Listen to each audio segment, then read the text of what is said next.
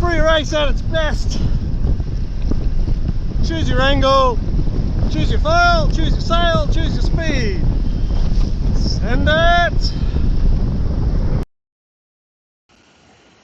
So here's a little bit of a video on how to go fast on your WindFoil and not wipe out, with thanks to me, Barone, and some of my friends.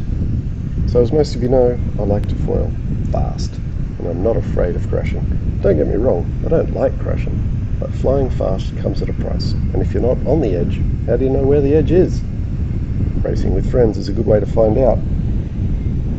Here we've got Jules struggling to control his ride height and sail trim while racing upwind alongside me. So here's a few basic tips that I'd like to share. Your mileage may vary. So, time on the water, there's nothing better than it. You need gear. You need good, efficient, accessible, racy equipment. Long adjustable harness lines are a must. I've got a room full of fixed lines waiting for me to get back into slalom sailing. Set up, move everything 5 mil at a time, makes a massive difference on the foil. Makes your slalom sailing better too. And the mast, move it back, got a whole section on that. Heel the board to control the nose.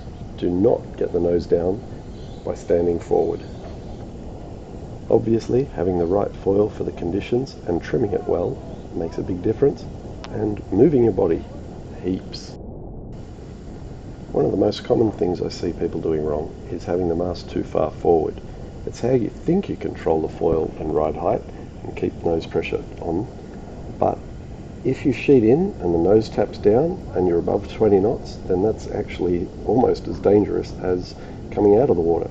So if you sheet in and tap down, definitely need to move the mast back. If the foot of the sail is touching the deck too much and crashing, or you have trouble pumping up in light winds, then you need to move the mast back too. Bring your hands in, back on the boom, through the knees, long harness, backhand on, drive the nose down, sail forward, drive the nose down, heels down, backward, drive off the fin with a small wing. Front foot's pretty light. Kind of lifting on the front foot. Alright, power. Go. On the lines. Left hand's on a bit, not much. Alright, here we go. Power. Power, power, power. Send it, send it, send it. Yeah, boys. Oh, accelerate. Go, go, go. Oh, sit, bend your knees. Too high, too low. Oh, so much going on.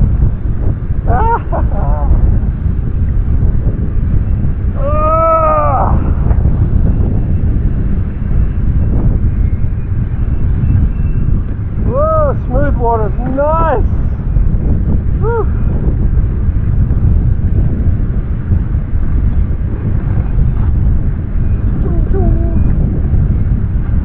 Backed off a bit, cruising now. But what do you do when it all goes horribly wrong and you lose control? Well, get your weight forward, obviously, hang off the boom and drive all of your body weight down through the mast in front of your front foot, and change course hard, either on your heels upwind or, as I do in this case, downwind.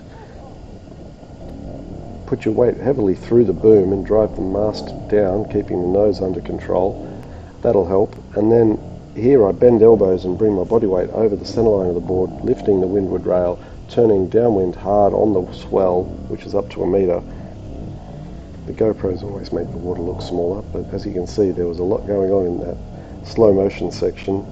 Body moving forwards, backwards, in and out. What you don't see is how much pressure is going through the boom, but at one point had all my body weight holding the boom down, and then managed to get back into control and carry on. Quickly return to where you were because you were close to control before, so get back there. You don't slow down that much, but you will have lost a little bit of speed, and hopefully the control comes back to you.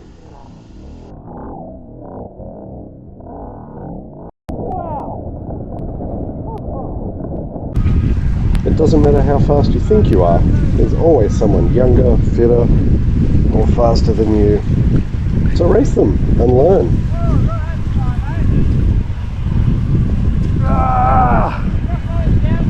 Heading downwind on course racing gear, there are big foils, 660, 620, 9 metre sails.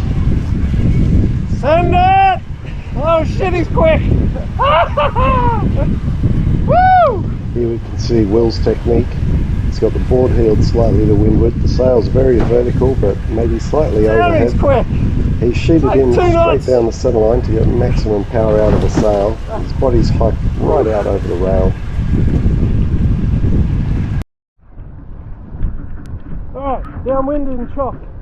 It's only a foot. 37 metres. 15, 18 knots. Or 10 to 15. And we're just comfortably cruising at 22 knots. A bit more pressure, a bit of height. Just so many little movements. In, out from the sail with the weight on the harness. Back foot to get the nose up.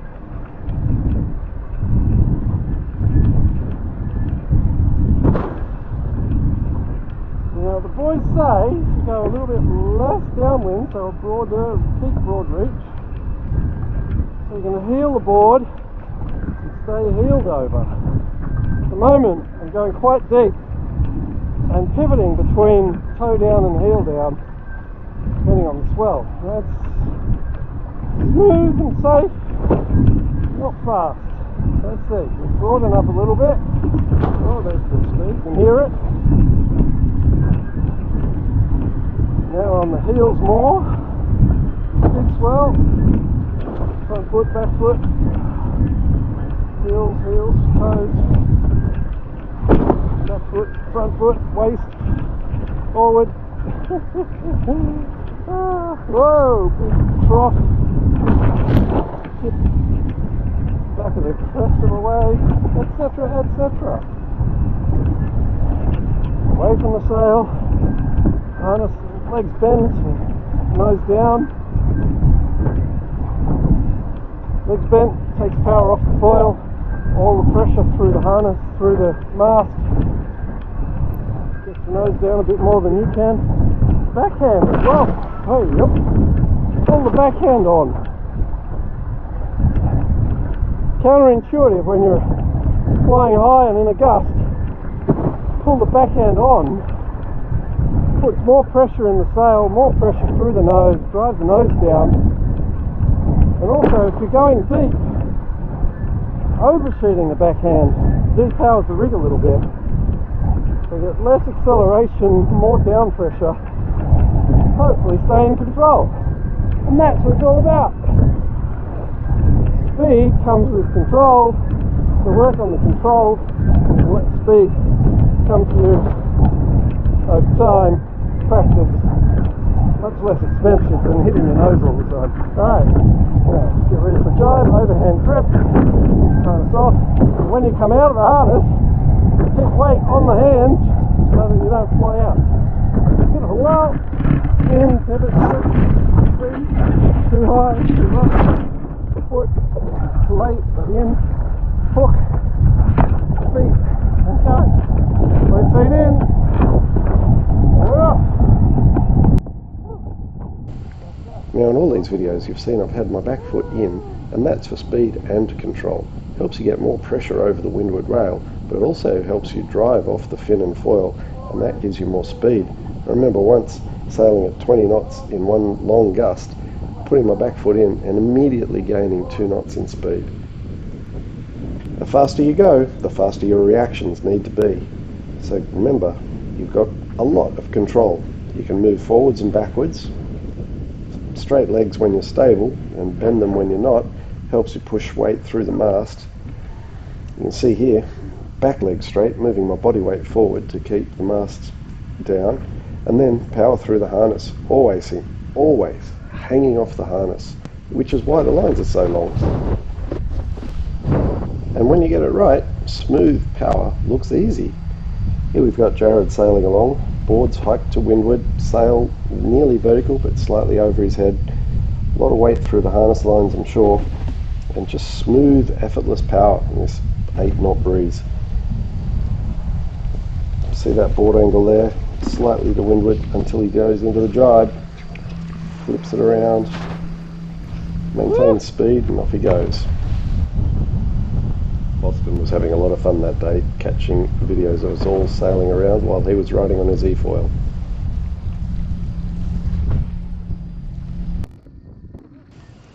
Now another tip is to always hold on to the boom, especially when you're crashing. Letting go may cause you to crash, but actually it's a really fun way to test your balance and also, importantly, test your harness position is correct. If your harness is not in the right position, you won't be able to let go of the boom.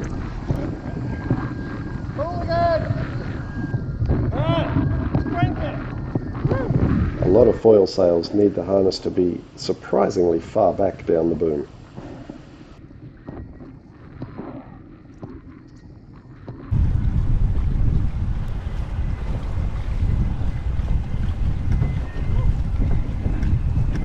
Pump with your legs! If you ever need to get up onto the foil and to speed, the best way to do it is to use your legs to pump up. We won't go into the details today. Now back to the harness position. By taking one hand off the boom at a time, you can help understand where your harness is positioned and whether it needs to move forward or backwards by which arm gets overloaded. So it is a good technique to use every now and again. Now it is important to give your arms a rest and let the blood flow get back into the muscles and rejuvenate them. But don't do it mid-race. Someone will invariably catch up with you from behind and overtake you. Go, son! Oh, here he comes! Dave's on a mission! Woo!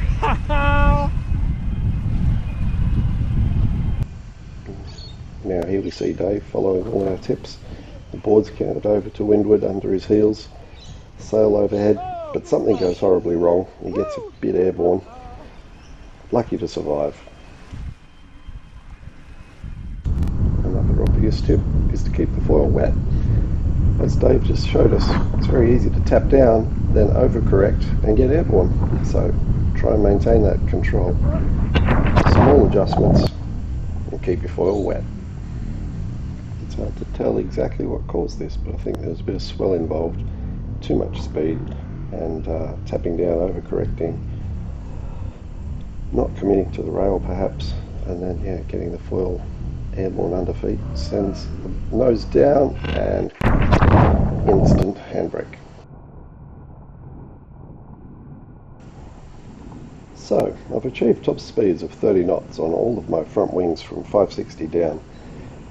91 board helps on the 560, but below that I do like the 76 width. It gives you a little bit of control and enough edge control for the smaller foils like the 420, 400 and so on. So you definitely do need to match the board size to the foil size, much like they do in slalom. You can't have too big a fin on too skinny a board or you'll not be able to control it. The same with the foil. 75, 76 wide board is good for the smaller wings, 7 meters and below. 91 wide is good for up to 10 meters and below 1,000 wing, but for the course racing gear, 10 meter sails and so on, you definitely need meter wide board to control the meter wide foil. And then to get to the next level, apparently I need even more lift from the front wing, so use smaller foils early and put negative angle on the back shim to lift the front wing up, give the front wing more power. That way you have to commit, sheet the sail in hard and drive all that power through the foil, through the board into acceleration and top speed. It takes an amazing amount of commitment, but hopefully we'll get there and get through from 31, who knows, to 40 knots. So there we have it. Flat water is always faster, but keep an eye out for swell.